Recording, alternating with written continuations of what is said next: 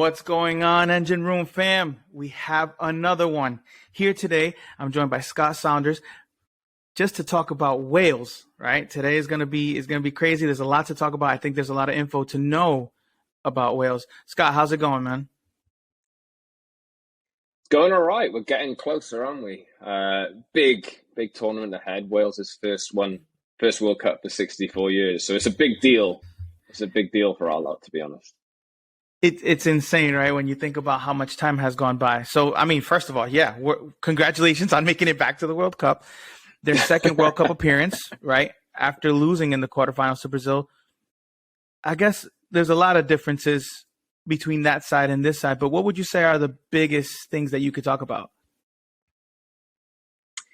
In terms of just what you can expect from this team, I mean, I think they're quite unique in the sense of you see a lot of international teams who really struggle to get on the same page. You bring players from different clubs all in different countries, and it's really hard to unite them. But Wales is a unique team who punch above their weight quite frequently and have done at past tournaments as well. It's just not, this is the first World Cup that it's happened to be, because they've made two European Championships over the last 8 years or so. I think the biggest thing about this Wales team and why they've managed to succeed and get to this World Cup is just the togetherness and the unity. And being a team is the most important thing to this lot. And I mean, you've got like Gareth Bale in the team, who is obviously head and shoulders in profile above everybody else. But he's been playing with these boys since he was 16, you know, even at like senior level. So there's some players in there who have been with the senior team, even probably before they were even ready. It's a really unique story. So this team have really grown up together and had some really difficult times, some heavy defeats, but they've managed to turn it around and transition into the success they've had in recent years as well. So it's difficult to knock their confidence and their belief, because they all believe in each other and they always work for the team. There's no one person who's bigger than the rest and knows it. They're all together. What are the people back in Wales saying about this? Obviously, the country going back to the World Cup. I think it's just an excitement level, to be honest, because obviously it's a different time of year, which is a little bit difficult to get your head around if you're in the UK. But yeah, even for me, to be honest, like it's my first Winter World Cup that I've ever experienced, so it's a little bit different. But it's one of excitement, to be honest. It's one of, I don't want to say expectation, because it is the first World Cup that Wales have been at for 64 years, obviously. But I think we've seen enough from this Wales team as fans and as journalists to think that, we've got a chance here. You know, we've actually got a chance of making it out of the group. I think the US probably feel the same way as well, to be honest. But Iran, who are doing quite well, and obviously England are in there, the old enemy for probably the US and for Wales as well. So it's a really interesting group. But I think most teams will fancy their chances of getting through. So it's quite unique, actually. It's not that second place or that first place is really up for grabs. And Wales, I think, are quietly confident they can do it too. So, yeah, as you mentioned, the Dragons are in Group B alongside, I think they play USA first, then Iran, then England. How do you feel confident about that? There's a lot riding on that US game to start with. I think whoever wins that game is a real contender to make it to the last 16. I'm quietly confident, because I think these players there's a nice blend of experience and youth in there now. And as I mentioned earlier, the unique thing about this team is they all work together, but they also have a past history in recent years of delivering and punching above their weight at tournaments as well.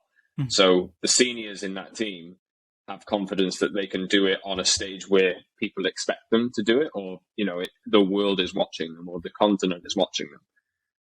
So to be honest, there's going to be so much hype and so much build-up going into this US game, the opener, that's the most important. The victor in that is going to have a strong chance of qualifying for sure. If I had to ask you to grade it out of 10, for example, what would you say are the chances of Wales making it out of the group? Interesting one. Uh, I go somewhere between I'm going to be the optimist. I'm going to say a good 7, to be honest, All because right. I think I look at I don't know. Obviously, I manage a team in the US as well, so Mm-hmm. I hear the rumblings about whether the camp is a little bit, whether people are a little bit surprised that they're underperforming in a sense. Mm-hmm. You know, I don't think Wales have that problem. So it doesn't. I don't want it to come across as like a confidence thing, but I think most US fans will probably think, "Oh, it's Wales. Only 3 million, 3.5 million people. They have Gareth Bale likes to play golf, you know." But no, this is a different thing. I mean, that's the thing. And Gareth Bale's probably on that stage, knowing all the stick that he gets, Yeah. but he delivers on big occasions, and he has throughout his whole career. So he loves that spotlight. There is. I think there's a lot of question marks in regards to the USA, whether it be coaching or who they're talking about leaving out and whatnot. I think it's. I don't know. I wouldn't want to say even because I think I do like Wales' chances. To be honest with you, as you said, I've been watching them a lot lately throughout this past year, and throughout this past year they have lost a couple matches that I thought they could have won, right? But they were Mm. able to beat Austria, Ukraine. I can't remember who else, but is that worrying to you at all? I think That with losing those. the defeats that they've had, the Mm, defeats they've had is so the Nations League is obviously the games that they've lost it in. This is yeah. it's a thing that UEFA have done to make friendlies more competitive, essentially. And what Wales Right. they have played in against teams like the Netherlands and Belgium. They've beaten Belgium before as well at a major tournament. So there's a lot of this chunk of players who are still playing and will be in this tournament, although 8 years later. I think it's it's a difficult one, to be honest, but I think that a lot of this lot will really fancy their chances. And I think that they just have this unity that I think they all know together what they can achieve, and I Mm-hmm. guess that they hope that that will carry them through in these games. You know what I mean? Yeah, yeah, absolutely. Um, Talk to me a little bit about the style of play. For people that don't know or people that haven't watched Wales, what would you say is the style of play? So Robert Page is the current manager. He plays a back three essentially or back five. So they like to focus on not conceding. I don't think they're as strong a team as they were in 2016. They were a lot more solid then, I think. So they do leak goals a little bit, and we saw that in the Nations League as well. Yeah. They're playing against bigger teams, but what they did manage to do in that Nations League that I've meant to touch on just now was blooding a lot of young players, and they were often under strength in those games. But that campaign, even though they lost games, they have had the opportunity to bring players in who've now added to the pool of players. So they have a lot more squad depth than they had before. Tried and tested at international level. And they'll play a back three, I would imagine, with two wing backs who are quite energetic in Nico Williams, who's playing Premier League for Nottingham Forest, and somebody on the other, Connor Roberts on the other side. And it really depends on the makeup of the mid. They play two in midfield generally, and then a front man, a target man in Kiefer Moore, it usually is, and two forwards who have a lot of energy, or one is Gareth Bale, the X factor, So they have a threat going in behind in the likes of Daniel James, but they can change. So they changed to the last game that they lost against Poland, but they started with a back three, back five, and changed to a 4-2-3-1 with Bale in the hole, and they looked a lot better. So I think they'll probably stick to that old system and concentrate on not conceding goals first. But they do have those players who are able to unlock defenses that I think they can rely on for one or two moments of magic that could potentially decide games. So I think that's how they'll play. All right. So if you had to be Rob Page right now, what would be your starting 11 against US? So I think you're looking at Danny Ward, who plays for Leicester City. They've had a difficult start to the season, but he's kept a couple of clean sheets recently. He played a lot better. In goal, you've got Ben Davis at left centre back, Ethan Ampadu, who can play in central defence or central midfield, depending on where if Wales want to hold and defend in midfield. Maybe Ampadu's a better option. And they've got a number of centre back options, for the right centre-back role. It could be like the likes of Chris Meckham or somebody else. Connor Roberts and Nico Williams on either flank.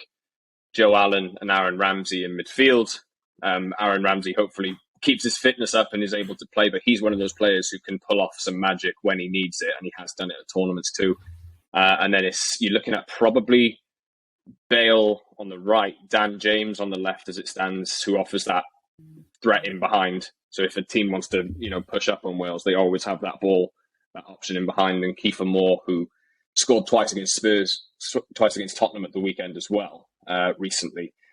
So, but they do have other options, like Brennan Johnson is the big hope that Wales have at the moment, who's also playing for Nottingham Forest, but he doesn't have a solidified place in the first team lockdown yet. It'll be interesting to see if Rob Page does go with him instead of somebody else, because he adds a different threat completely. So they have a lot of different options.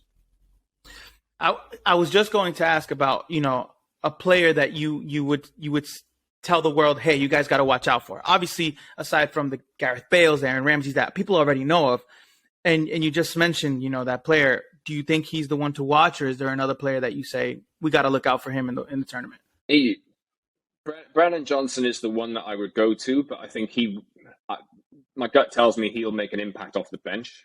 Mm-hmm. So I'd probably go with Nico Williams, actually. So Nico Williams is generally tends to line up on the left side, on the left wing, left back, but he's very attacking and very creative. He's 2-footed. He can beat players. He can, defense splitting passes and this kind of thing. He's quite, for a left wing back, very creative and very, he's got a bit of an X factor about him as well. And he used to play for Liverpool as Trent Alexander-Arnold's understudy, but left in the summer to get first team football, because obviously Trent Alexander-Arnold, everyone knows how good he's been over the years.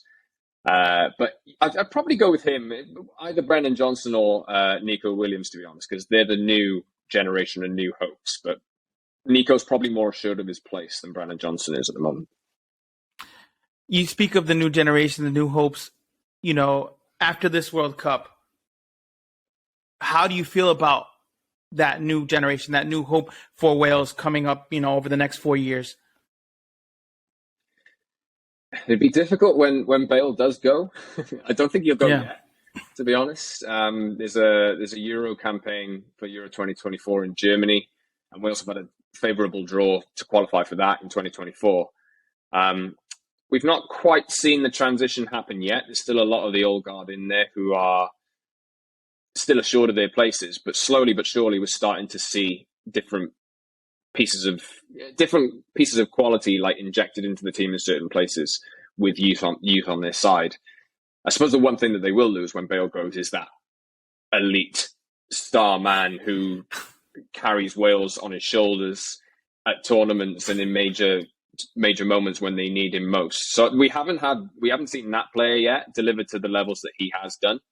But I know there's a few players in the youth teams who are coming through the ranks as well that should get integrated in after this World Cup, I would imagine. But it's a lot brighter than it was when these players were coming up, to be honest. So we've come a long way in 10. This team's been 10, 15 years in the making, and now we're starting to see the end of their careers. So they know how to build from the bottom with youth players and integrate them into the team. That's one thing they've done quite well. So more confidence nowadays. Yeah. I mean, football it's always a process, right? Obviously, you don't want to go another 60 plus years without making the World Cup. But I think, like you said, there are some things to be, kind of look at Wales and say, all right, there's hope there. There's that new generation. Scott, I want to thank you for your time, because I think that you've enlightened us with what we didn't know about Wales and what people don't know about Wales. Is there anything else that you'd like to tell us before we, close off? I suppose it's. I speak to a lot.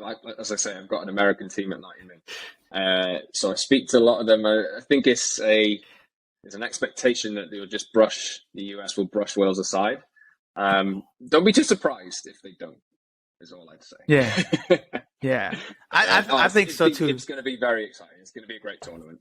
Yeah, absolutely. I think the same too. Actually, like I'm based in the USA, so I see a lot of it, and I'm not confident about the USA 100%. And I think that Wales can definitely take them. Even Iran, too, to be honest with you. There's a lot of unknowns there. So, Scott, thank you so much. If you want to let everyone know where they can find you, where they can read your stuff, see your stuff, please let them know.